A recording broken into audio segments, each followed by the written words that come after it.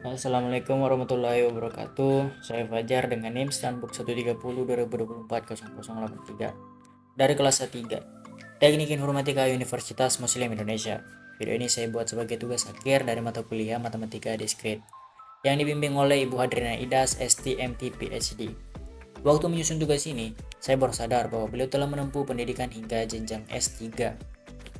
Terus terang, saya belum pernah benar-benar memperhatikan hal itu sebelumnya. Tapi sekarang saya mulai lebih paham dan saya belajar untuk menghargai hal-hal yang dulu mungkin saya nggak biasa. Pada kesempatan ini, saya akan memaparkan materi tentang aljabar boolean. Saya akan menjelaskan materi ini secara sederhana dan mudah dipahami, berdasarkan makalah dan presentasi yang sudah saya susun sebelumnya. Semoga video ini dapat memberikan manfaat dan gambaran yang jelas mengenai topik yang dibahas. Aljabar boolean itu pertama kali dikenalin sama George Boole. Dari namanya aja udah ketahuan ya, boolean. Itu sekitar tahun 1854. Ini udah lumayan banget, tapi sampai sekarang masih kepake juga. Makanya saya masukin juga kutipan di slide berikut. Subete wa zero to ichi kara hajimaru. Segalanya dimulai dari 0 dan 1. Kalimat itu cocok banget buat aljabar boolean, karena beneran dari dua angka ini doang, semua teknologi modern bisa terbentuk.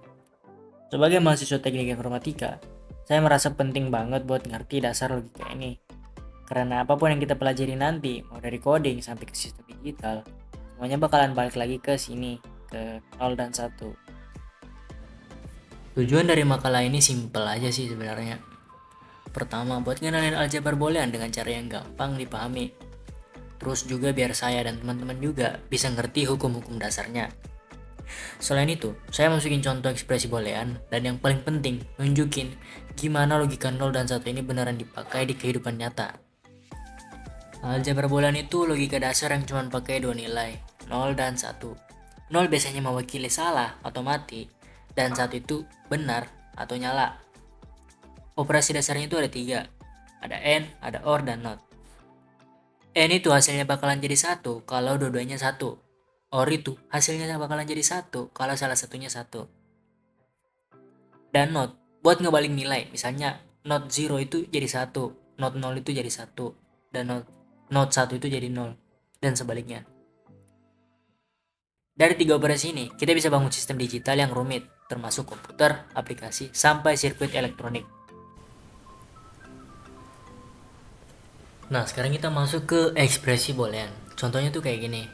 F buka kurung, X, Y, Z tutup kurung sama dengan X not N, Y, or Y, N, Z not. Kalau dilihat sih kayak rumus matematika ya. Tapi sebenarnya ini cuma gabungan dari 3 operasi dasar tadi. X tanda kutip itu not alias dibalik, titik itu N, plus itu OR. Nah, jujur mungkin ada yang mikir, kok pakai tanda-tanda kayak gitu sih? Kenapa nggak pakai gambar logika yang biasa, yang kayak kerucut atas itu N sama kerucut bawah itu OR? Ya jujur aja, saya belum tahu cara masukin gambar gerbang logika ke makalah sama slide. Belum ngerti juga cara bikinnya.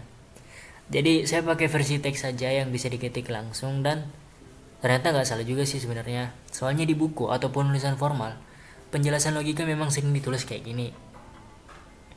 Yang penting logikanya nyampe dan kita ngerti maksud dari ekspresinya. Intinya, ini cara nulis logika versi tulisan. Oke, sekarang kita bahas gimana aljabar boolean itu dipakai di kehidupan nyata. Biar lebih gampang, saya kasih 3 contoh. Masing-masing pakai satu jenis logika AND, OR, dan NOT. Contoh yang pertama, colokan listrik yang ada saklarnya. Kalau kita cuma colok tapi saklarnya belum on, alatnya nggak bakalan nyala. Harus dua-duanya aktif. Colokannya nyambung dan saklarnya on. Itu artinya dua kondisi harus satu supaya hasilnya satu. Itu logika N.